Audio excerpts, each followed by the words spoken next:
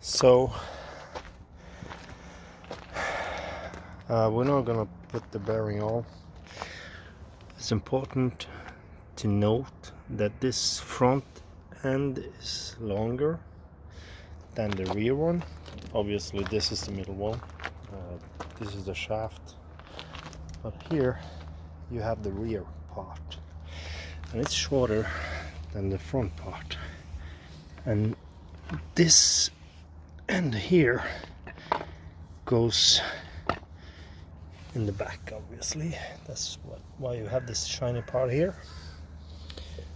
So when you mount the new bearing, which goes on here and then inside that thing,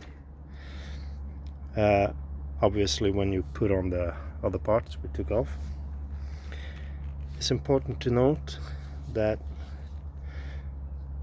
as you can see, it's shorter on the left side than it is on the right side, and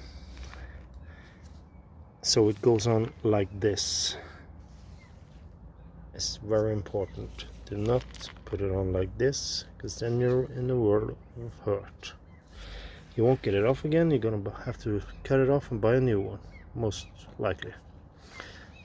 So this way, it's important. And as you can see in the front part, it is also shorter on the left hand side from where I'm standing. Okay, so this is the front part. It's lower and shorter on the left side from where I'm standing, obviously, and the same goes for the rear one.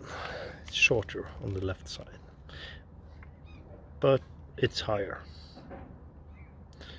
So the higher one goes in the back and the lower one goes in the front.